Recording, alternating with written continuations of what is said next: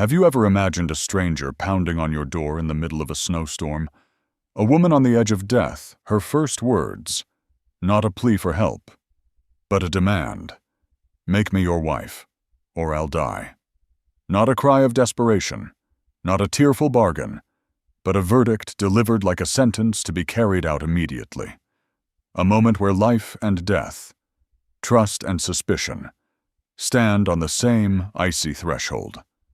Before we step deeper into this story, don't forget to hit that like button and tell me in the comments where you're listening from. Are you in a quiet house out on the plains, riding through a long stretch of highway with nothing but the radio for company? Your support keeps these frontier stories alive. And I promise you what follows will grip you, because every detail carries the cold bite of winter, the echo of gunpowder, and the secrets people bury deep. That night, the wind slashed through the pines like invisible blades. The cabin timbers shuddered as the storm howled. Inside, Jace Callahan, a man scarred by war and hollowed by loss, sat hunched at a rough-hewn table. A hunting knife gleamed in his hand as he drew it slowly across a whetstone. Sharpening steel in silence was the one rhythm that kept his mind from drifting back to graves he couldn't forget. Jace had made peace with quiet. After the battlefield, after the grave of his wife and child, he'd chosen distance. A cabin on the ridge, far from town, where unannounced visitors were rare and usually meant trouble. To him, every sound at night was a warning. And then it came the knock. Sharp, urgent, too light for a man, too steady for the wind. His chest tightened. A stranger in a snowstorm, rare, dangerous. The cabin itself seemed to hold its breath as the knock came again, fainter, but desperate, like knuckles losing strength. Jace rose slowly, his left leg dragging stiff from an old cavalry wound. He lifted the rifle from its place by the door, calloused fingers steady on the stock. No good comes at this hour, he told himself. If it's bad, better to face it head on. He unlatched the door.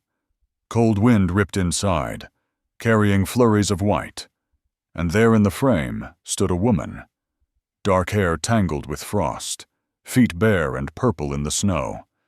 A dress torn to rags clung to her thin frame, yet her eyes black, sharp, unwavering, locked on his. Her cracked lips moved, voice raw but steady. Make me your wife, or I'll die. No begging. No sobbing, just words sharp as steel, as final as the storm around them. Jace froze. A flood of questions raged inside. Who was she? Why was she wandering in the storm? Why those words? Why that demand? And worse was someone waiting outside, ready to rush him once he let her in. He knew how this frontier worked. Soldiers, bounty hunters, slave traders, any of them might use a woman as bait. Pity could be the noose around a man's neck. But there was no deception in her stare, only exhaustion, and the faint, stubborn flame of someone who refused to be erased. Each ragged breath seemed to carry the weight of survival itself. Jace clenched his jaw. He had lived this long by keeping doors shut against strangers, against memories. But now the choice cut like a blade: close the door and let her die, or open it and risk both their lives. The wind howled harder, snow driving across the threshold. The woman sagged against the doorframe, her hand trembling as it braced her weight. And in her eyes he saw no plea, he saw resolve. A soul who had already measured the cost of pride against the price of survival. He drew a slow breath, then pushed the door wide. The lantern flame flickered in the blast of cold as he motioned her inside. She stumbled across the threshold, clutching the scraps of her dress tight. The cabin closed behind them with a heavy thud, sealing out the storm. But Jace knew he hadn't shut out danger. He had let it in, because the real storm now burned inside his four walls, wearing the face of a woman whose first words had been a blade pressed to his chest. Make me your wife, or I'll die. And so, in a cabin built for silence, tension took root, not only from the blizzard outside, but from a living mystery now breathing his air, unsettling the one place he swore would never change.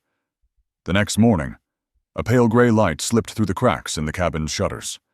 The storm had eased, leaving behind a biting chill and a blanket of white across the yard. Snow piled high against the fence rails. Inside, the fire in the stove had burned down to faint embers, barely breathing warmth into the heavy air of smoke, damp wool, and silence. Jace Callahan had been awake for hours. War had trained him to sleep light, and with a stranger under his roof, rest didn't come at all. He moved stiffly around the stove, limping as he fed in more wood, ears tuned to every creak and snap of the timbers. Behind him, on a chair pulled close to the stove, Tala Nez lay wrapped in the old wool blanket he'd thrown over her the night before. Her breathing was shallow, uneven, still caught between the exhaustion of her flight and the cold she had carried in with her. Jace set a small iron pot on the stove, poured in a little water and cornmeal. The slow bubbling filled the silence. He cut a hard slice from the coarse loaf, broke it in two, one half for himself. The other he placed on a chipped enamel plate and pushed across the table toward her. She stirred, opened her eyes. Her dark gaze tracked his movements carefully, as if measuring whether he meant to feed her or snatch the food back. Thin fingers slipped out from the blanket, clutching the bread. She lifted it to her lips, hesitated, then bit off a small piece. Her eyes never left him. Jace sat opposite, chewing his portion in silence. He wasn't used to another presence across the table in the morning. The cabin, long accustomed to the rasp of his knife or the sigh of the wind, now carried the faint sound of another's chewing. It felt foreign. He lowered his eyes, focusing on the coarse taste of meal, avoiding hers. Finally, he broke the silence. His voice was rough, gravelly from disuse. War. I was a scout. After. I married. She died giving birth. The child didn't live either. Each sentence landed flat, heavy as stones, no embellishment, no plea for pity, just the bare truth from a man who had grown accustomed to carrying loss without complaint. Tala stayed still, slowly breaking her bread into smaller pieces. She gave no words of comfort, no sympathy. Her eyes drifted downward, then toward the frosted window. She seemed to know some griefs need no soothing, only recognition. "And you?" Jace asked quietly, eyes fixed on the tin cup in his hand. Her lips moved, but faltered. Then she shook her head. Nothing left worth telling. Short, cold. A reply that closed the door firmly, though it carried the weight of a story buried deep. Jace didn't press. He knew what secrets looked like. Out here. Survival often meant silence. Outside. The weak sun climbed over the horizon, glinting off a world of white. Then came the sound, distant, low, rhythmic hoofbeats. Jace stiffened, turned to the window. He drew back the thin cloth and peered out. Across the open stretch of snow, faint tracks cut across the drifts, fresh, winding, too recent to ignore. His jaw tightened. Not his mule, not old town tracks. New. Someone had been through during the night, or at dawn. When he turned back, Tala was already on her feet. Her shoulders were rigid, eyes fixed on the same window. The way she clutched the blanket tighter around her told him enough this wasn't surprise. It was recognition. In that instant, Jace understood she wasn't simply a wanderer blown to his door by chance. She was being hunted. Neither spoke. The silence in the cabin grew heavier, layered with more than awkwardness now.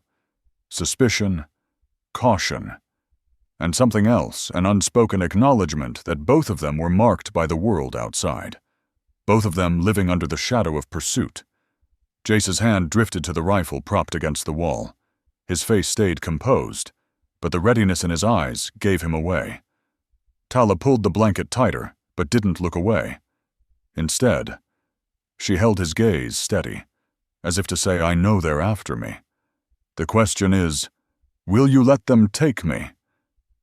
The fire snapped, sparks leaping as the wood caught. Yet even with the warmth rising, the room remained chilled by mistrust. Whatever fragile trust had begun was thin as morning ice on a creek. One misstep, and it could crack, plunging them both into the cold depths waiting outside. The days inside the small cabin began to take on a new rhythm. Not peace, not trust, not yet, but something that kept the two strangers from circling each other like wolves. Jace Callahan kept to his habits. In the mornings, he sat at the rough-hewn table, dragging steel across stone, sharpening blades, or cutting leather for a patch. Tala Nez sat across from him, thin fingers working a needle through torn seams, stitching ragged cloth with patient hands. Now and then their hands brushed, reaching for the tin box of thread. Each time their eyes met briefly, then dropped away. No apology, no smile, but the silence between them had softened since that first night. Tasks began to divide without words. Jace split wood. Tala cleared the ash. He fetched water from the barrel. She laid out the tin cups. Meals were still meager beans, a slice of coarse bread, but when she broke her piece and slid half across to him, he accepted without hesitation. That was new. Sometimes Jace caught her watching him, not with suspicion now, but with a kind of weighing, testing whether this cabin might truly hold safety. He didn't encourage, didn't forbid. He simply let the days speak for themselves. But every night, unease returned, when the sun dipped behind the ridges and the stove glowed against the dark. The world outside grew too quiet. In that hush, Jace heard it hoofbeats, at first faint, muffled through trees, slow, deliberate, then gone, swallowed by distance. The next night, the sound again closer, then fading. Not the wind, not his imagination. Someone was circling, watching. Jace showed nothing but a flicker of his brow. Yet before lowering the lamp each night, he checked the bolt twice, set his rifle where his hand could reach. He had built this place for solitude, but the woman at his hearth had carried more than hunger and cold with her. She had brought danger. Once, Tala asked quietly, "You fear they'll find me?" Jace lifted his eyes from the strip of wood he was shaping. He studied her, then answered flatly, "I fear anyone who comes to this door." She said nothing more, but the way she drew the blanket tighter around her shoulders, the way her gaze slid toward the window, told him she understood the real storm wasn't in the sky. It was in the riders who left tracks in the snow. Still, the days pulled them closer. Tala knew how to bank the fire so it wouldn't smoke, how to tamp ash so the coals lasted longer. She hummed sometimes as she worked a tune without words, fragile, almost breaking, yet filling the small room with something other than silence. One afternoon, a gust slammed a loose shutter against the wall. Tala shot to her feet, knife in hand. Jace grabbed for the rifle. But it was only a branch. They exhaled together, meeting each other's eyes with the same weary relief. In that look lay the barest thread of understanding. Both lived in a world where every sound might herald danger. Trust, if it could be called that, came in moments like these when they shared a breath, when both let their shoulders ease at the same time. At night, Jace sat at the table, rifle close. Tala curled on the cot, eyes open long after the lamp was doused. She listened to the heavy rhythm of his breathing, to the sighs he couldn't hide. Outside, the wind keened through the trees, and somewhere beyond the timberline, hoofbeats echoed faintly, hesitant, circling, then gone. Jace closed his eyes but never fully slept, his hand always resting on the stock of the gun. He couldn't ignore the presence out there. Not yet. But he also knew that come morning, she would still be by the stove, sewing in silence, and he, rather than driving her out, would allow her to remain. It was a fragile routine, temporary, uncertain. Yet it had planted the seed of trust, thin as ice on a creek at dawn, glinting. Beautiful, but ready to crack at the first heavy step. And always above it hung the shadow of fear, the hoofbeats drifting through the trees, reminding them both that this fragile piece could be shattered in an instant. The supplies in the cabin had thinned to nothing. The cornmeal was gone. The salt nearly scraped from the jar, and the coffee wouldn't last 2 more days. Jace knew he couldn't put it off any longer. He had to ride into town, a chore he disliked at the best of times. Now, complicated by Tala, leaving her alone with hunters prowling the timber was riskier than facing the town's stairs. At first light, he saddled the mule. He slung empty sacks across its back and checked the rifle at his hip. Tala wore the old coat he'd given her, too big in the shoulders, but warm enough. She tied her dark hair into a braid, climbed up behind him, and held lightly at his waist. The frozen road crunched beneath the mule's hooves. Neither spoke. Each carried their own weight of thought. The town came into view beyond the ridge low-board buildings. Tin roofs dusted white, thin smoke rising from chimneys.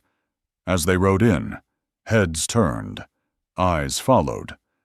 Jace knew that look curious, suspicious, and this time laced with something harsher. Folks had always seen him as the limping hermit on the ridge. Now they looked past him to the woman at his side. The store door creaked open, the bell clanging sharp. Jace stepped inside first, Tala close behind. The store smelled of kerosene, tobacco, and dust. Behind the counter, the shopkeeper looked up, glanced once at Jace, then let his gaze linger on Tala. The silence that followed was heavier than the smell of smoke. Tala straightened her back, eyes fixed ahead, but Jace heard the whispers snake through the room. "Apache, run away. Picked her up off the ground." The words hissed low, but loud enough to cut.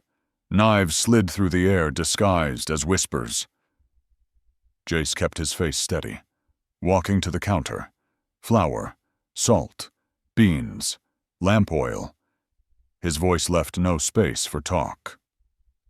The shopkeeper bent over his ledger, but his hands moved slow, deliberate. His eyes flicked again toward Tala, then dropped fast when they met Jace's cold stare, in the corner, near the stove. A man sat alone, long brown coat, hat pulled low. When he lifted his head, his eyes gleamed hard as steel. He didn't speak. He didn't need to. That look was enough. Jace knew the type, shoulders square, fingers resting easy near the holster, a bounty hunter. And more than curiosity burned in his gaze. Purpose. Tala stood silent, but Jace saw her grip the coat sleeve tight, knuckles whitening. She didn't flinch from the stares, but her rigid spine only sharpened the tension. 2 men near the stove muttered, one of them chuckling. "Doesn't matter what coat she wears. That kind never makes a wife." Jace turned his head, his eyes locked on theirs, flat and hard. No words, no hand on the gun, just the weight of that look. The smirk vanished. The room fell quiet.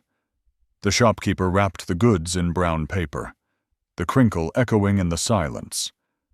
Jace laid down coins no more. No less. He lifted the bundle, Tala stepping close beside him. She didn't let the stairs bend her posture.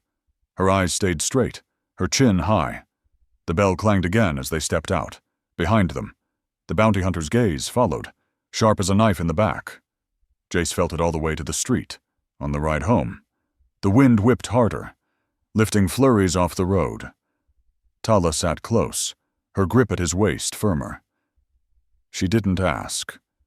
He didn't speak. Both knew this trip had been more than flour and beans. They had stepped into the eyes of men who wanted her returned as property. And the cold steel stare from the corner of that store had promised sooner or later. They'd be coming up the ridge. After their return from town, the cabin on the ridge seemed smaller than before. The walls, once used to silence, now held the shadow of stairs that had followed them back through the streets. Jace Callahan knew life would never again be the same quiet cycle of knives, hides, and firewood. Tala Nez was no longer a stranger passing through her presence, had become a fact he could not deny.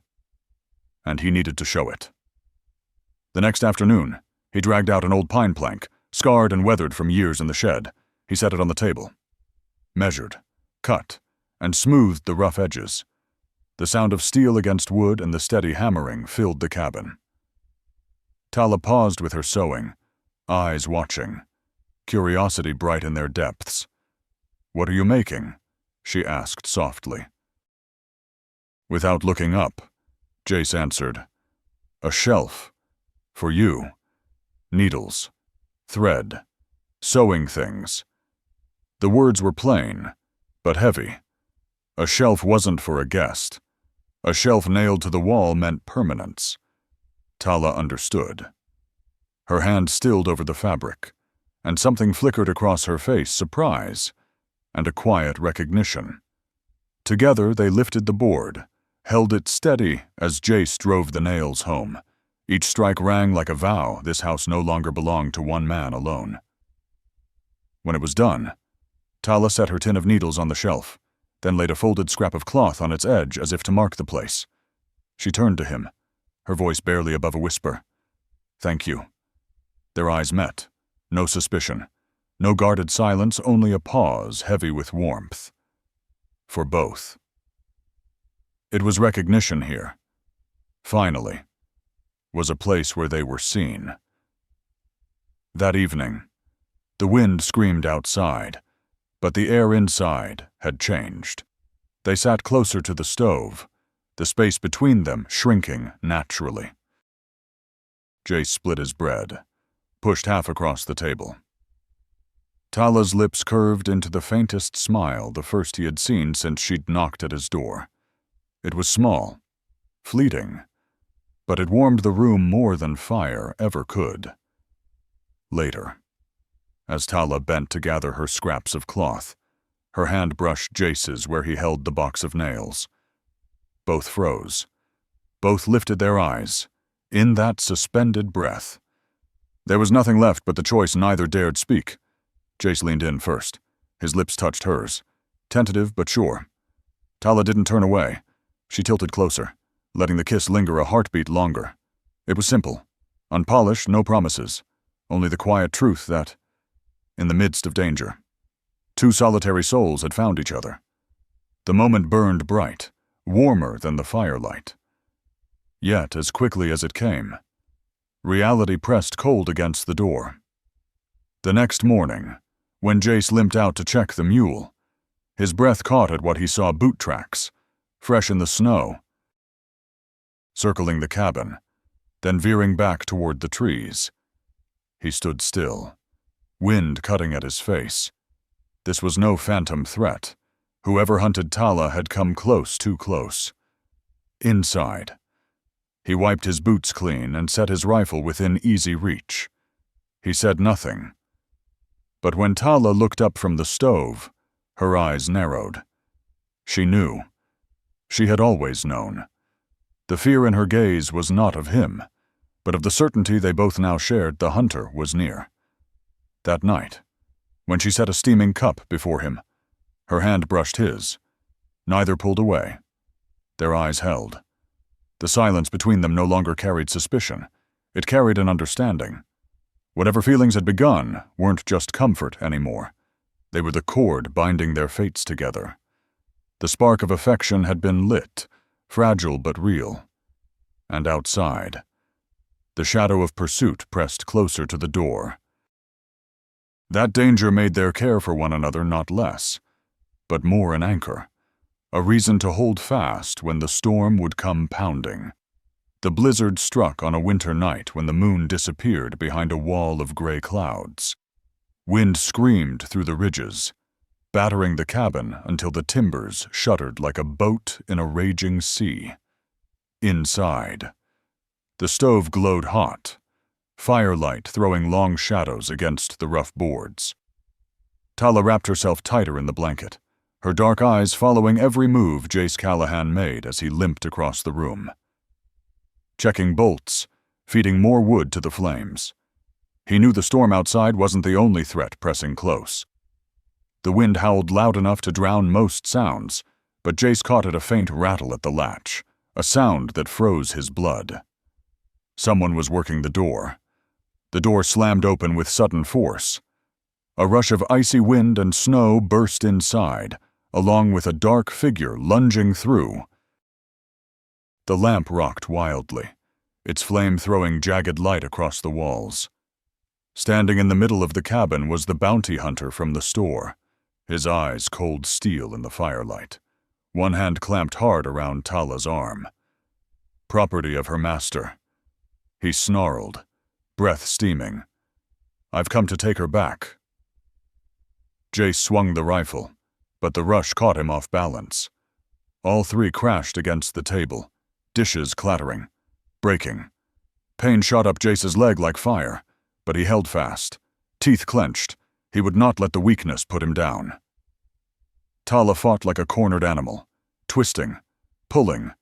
In a desperate move, she snatched the iron poker from the hearth and flung a spray of glowing embers straight into the man's face. He shouted in rage, releasing her, skin blistering red in the heat. Jace drove forward, shoulder slamming into his chest, both men tumbling near the open door. Snow and wind roared inside, a white fury clawing at the cabin. Jace's leg buckled, but his grip on the hunter's coat was iron, his eyes blazing with fury. The man lunged back, knife flashing, but Tala was already there. She hurled a burning log from the fire, striking his arm. The knife clattered to the floor. Jace summoned every ounce of strength left in him, barreled forward, and slammed the man hard against the doorframe. With a final shove, he sent him stumbling out into the storm. Wind swallowed the figure, snow blinding, but the hunter's voice rose above the gale. "Rough and furious, this isn't finished. Callahan, I'll be back, and I'll take her." The door banged shut as Jace rammed the bolt home. He leaned against the wall, chest heaving, his wounded leg throbbing until his vision swam. Sweat stung his eyes, cold air burning his lungs. Tala hurried to his side, her hands trembling as they pressed to his shoulder. For a long moment, neither spoke. Jace's heart still thundered, but in Tala's gaze he saw something more than fear. He saw trust. Not the fragile kind born of silence, but the kind forged in fire and danger, shoulder to shoulder. He sank into a chair, rifle still in his grasp. Tala fetched a cloth, tending the blood seeping from his leg. Firelight washed over her face, showing both exhaustion and the unbending strength beneath it. Outside, the storm raged like an army at the walls, snow piling, wind clawing, but inside the cabin, amid smoke and warmth, something stronger had been hammered into place, a bond sealed by survival, by ash, by the sharing of mortal risk. Jace knew the night had only driven the hunter back, not ended him. The man would return, but now Jace also knew he would not be standing alone, and that knowledge gave him a strength no bullet or storm could strip away. The snow melted into the first stretch of spring. The creek in the valley began to run again, and the ground turned black and heavy with mud. In the pale morning light, Jace Callahan sat at the rough-hewn table, his fingers drumming a steady rhythm. Tala Nez stitched quietly near the stove. At last, he spoke, his voice low but firm. "If this is more than winter, it needs to be written down." Tala lifted her eyes, held his for a long moment. Then she understood. This wasn't just a confession of feeling, it was responsibility. Jace wasn't content for her to remain a fugitive hidden under his roof. He wanted her name beside his, in the open, under law, no matter what the town whispered. The next day, they rode in. The mule's hooves dragged through the mud, slow and heavy. Tala no longer clung behind him but walked beside, coat belted, braid pulled tight against the wind. Jace limped, but his head was high. He knew this choice would shape everything. The justice of the peace's office stood plain at the edge of town, a weathered sign swaying above the door. Eyes followed them as they approached. Men spat into the dirt. Women murmured. The air thickened like a trap set to spring. Just as Jace reached for the door, a shadow blocked the way. The bounty hunter, long coat dusted with grit, burn scars still raw across his face, his eyes cold as hammered steel. He sneered, voice rough. "She belongs to the rancher. I've come to take her back." Tala drew a sharp breath, but Jace stepped forward, broad shoulders shielding her. His hand rested on the revolver, voice steady, carrying like a hammer strike. "She's my wife." The words rang out, silencing the street.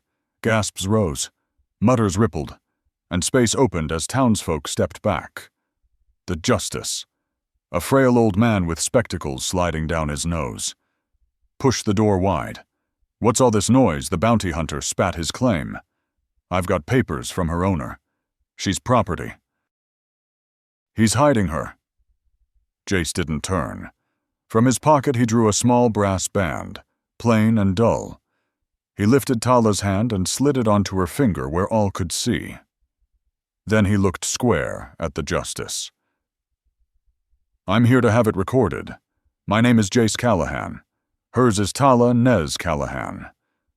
The hunter's hand twitched near his gun, but Jace's stance left no doubt this was not a man who would bend. The justice peered over his glasses, eyes shifting from Jace to Tala. "Is this your wish?" Girl Tala stepped out from behind Jace's shoulder. Her voice was steady, her chin high. "Yes, I choose this." The justice dipped his pen, scratching the names into the ledger. "Jace Callahan, Tala Nez Callahan." Then he handed the quill across the desk. The room fell silent. Tala's hand trembled slightly as she set the nib to paper. But each stroke was clear. Deliberate Tala Nez Callahan. The book snapped shut with a heavy thud. "By law," the justice declared. "They are man and wife. No one has claimed to separate them." The crowd stirred, some scowling, others lowering their eyes. The bounty hunter's jaw tightened, his face flushed. He hissed through his teeth. "Law won't shield her from men with deeper pockets." Then he turned and stalked away, his shadow stretching long behind him. Jace clasped Tala's hand and led her out into the midday light. The sun was pale but sharp, and for the first time it seemed to shine straight on them, not behind or beside. Tala lifted her hand, brass ring glinting, and looked at him. Her gaze held more than relief there was belonging now. A name, a place. Jace knew the fight wasn't over, but before the law and before the town, he had made his stand. He had taken her hand openly, with full weight of responsibility. And from this day forward, Tala was no longer just a fugitive at his hearth. She was Mrs. Callahan by name, by law, and by his unyielding choice. Spring came slowly to the mountains. The last patches of snow melted away, revealing dark, damp soil underfoot. The bite of winter air gave way to a breeze scented with wet earth, fresh sap, and the sound of birds that sang like heralds of renewal. On the ridge, inside a once lonely cabin, a new rhythm of life had begun. Not shelter, not refuge, but a home. Jace Callahan stepped into the yard at dawn. His limp was heavy, but each step carried a different weight now. He sank the hoe into freshly turned ground, shoulders straining but steady. Tala Nez followed with a basket of beans. They spoke little. He cut the furrows. She pressed the seed. Together they covered the earth. The rhythm between them was unspoken, the rhythm of building something for tomorrow. By afternoon, Jace raised new rails along the fence. Tala gathered scrap wood and bound together a small frame for a cradle near the wall of the cabin. Jace said nothing, but when he saw her lining it with fabric sewn by her own hands, his chest tightened. The cradle wasn't just a piece of furniture. It was a declaration that even after loss and hardship, They dared to believe in a future. The cabin, once bare and rigid, began to soften under Tala's presence. Fresh-washed cloth hung in the sun to dry. A shelf neatly lined with thread and fabric stood beside the wall. A woven basket waited by the door, filled with kindling. Little signs. But unmistakable, this place was no longer meant for one man alone. It was their home. The townspeople, who once spat and whispered, began to shift too. The stares still lingered, but they no longer carried the sharp edge of scorn. When Tala walked beside Jace into the store, she was not met with silence, but with reluctant nods. One afternoon, the shopkeeper pressed a small bundle into her hand, a spool of fine thread, the kind reserved for Sunday clothes. He said nothing, only turned back to his counter. But Tala understood. It was acceptance. The bounty hunter was gone. Some said he'd crossed into New Mexico, others that he'd swallowed his defeat and drifted elsewhere. Whatever the truth, he had no claim left to make. Before the law. Tala was Mrs. Callahan. Before the town. She was no longer just an outsider. The days grew lighter. At night. Tala stitched by lamplight while Jace repaired tools. Their eyes would meet over the table, no longer guarded but steady with quiet ease. Sometimes Jace caught himself smiling. Sometimes Tala laughed soft, unhidden, carrying warmth the cabin had never known. One evening they sat on the stoop, watching the sun sink gold across the valley. Jace spoke quietly. I once thought this house would always be just walls against the wind. No laughter, no life. Tala reached over, her hand brushing his. I once thought I'd always be nothing but a burden. Now I have a name, a place to belong. For those of you listening now, picture it a cabin that once stood as a fortress of solitude, now alive with partnership and hope. A man broken by war and loss who chose to stand, and a woman once cast aside who found her dignity restored. If their story stirs you, don't forget to show your support every like. Every comment is another spark that keeps stories like this alive. Stories of love, of responsibility, and of second chances. And what about the road ahead? Perhaps one day Jace and Tala will not only build a cradle, but place a child within it. Perhaps they'll till more ground, turning rows of beans into a farm, or add new rooms to the cabin that now shelters them. Their choices still lie ahead, but one thing is certain, they will not walk them alone. That night, firelight painted the cabin walls. Jace sat with his hand resting on the cradle rail he had cut from cottonwood. Tala stepped close, laying her hand atop his. No words were needed, no vows beyond what had already been written in the ledger. The cabin was no longer a lonely shelter. It was a home built with sweat, with scars, with blood, and most of all, with a shared choice. And so their story does not end in silence. It begins again, in the steady hope of a new life together.